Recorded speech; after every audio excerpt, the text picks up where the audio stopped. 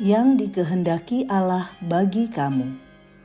Bersukacitalah senantiasa, tetaplah berdoa, mengucap syukurlah dalam segala hal, sebab itulah yang dikehendaki Allah di dalam Kristus Yesus bagi kamu.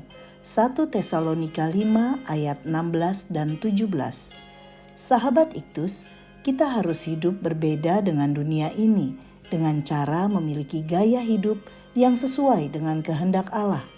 Secara lebih mudah, hidup sesuai dengan kehendak Allah adalah hidup yang membuatnya tersenyum. Gaya hidup orang percaya menurut 1 Tesalonika 5 ayat 16 dan 17 adalah senantiasa bersukacita, tetap berdoa dan mengucap syukur dalam segala hal.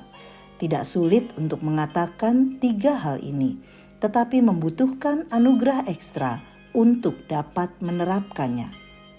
Di bagian terakhir dari suratnya kepada jemaat di Tesalonika, Rasul Paulus memberikan nasihat-nasihatnya.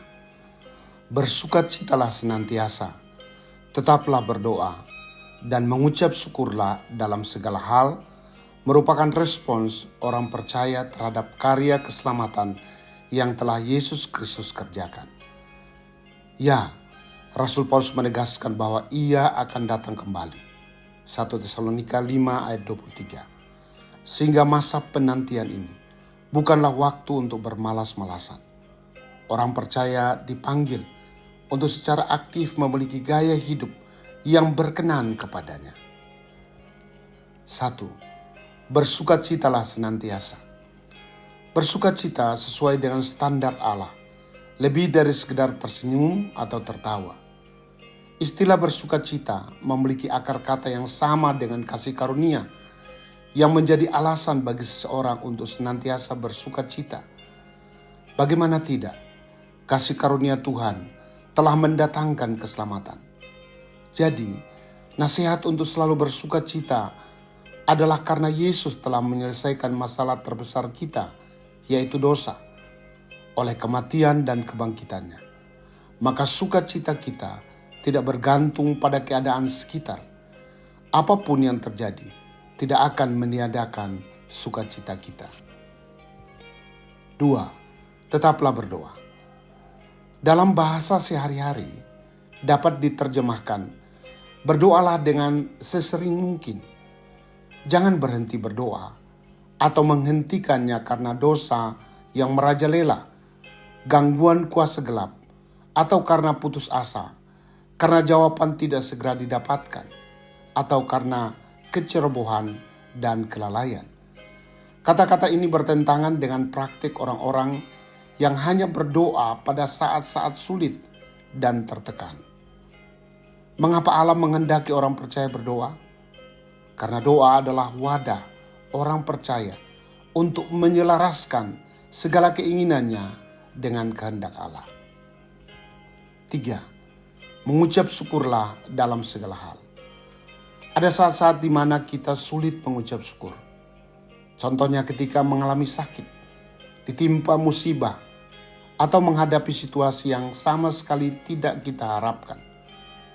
Mengucap syukur berarti mengungkapkan rasa terima kasih kita kepada Allah dengan keyakinan bahwa dalam segala sesuatu Allah turut bekerja untuk mendatangkan kebaikan.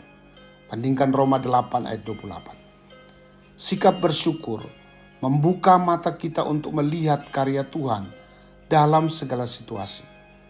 Inilah gaya hidup yang berisikan pemberian terbaik kepada Allah dalam segenap kehidupan kita.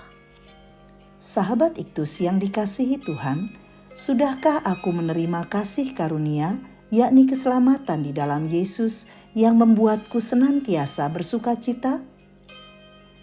Apakah doa-doaku didasari oleh kerinduan untuk menyelaraskan keinginanku dengan kehendak Allah? Dengan cara apa aku menunjukkan rasa syukurku kepada Allah? Tuhan Yesus, aku rindu memiliki gaya hidup yang Engkau kehendaki dengan bersukacita senantiasa, tetap berdoa dan mengucap syukur dalam segala hal. Engkau telah mengerjakan karya keselamatan melalui pengorbananmu di kayu salib untuk keselamatanku. Maka sesungguhnya tidak ada yang dapat menghilangkan sukacitaku. Ya Tuhan, tolonglah aku untuk menyelaraskan segala keinginanku dengan kehendak-Mu dalam doa-doaku, dan biarlah pemberian terbaik selalu kupersembahkan kepadamu sebagai tanda syukurku. Amin. Tidak ada yang dapat menghilangkan sukacitaku, meniadakan komitmen doaku, dan menghalangi rasa syukurku, karena Yesus cukup bagiku. Kristuslah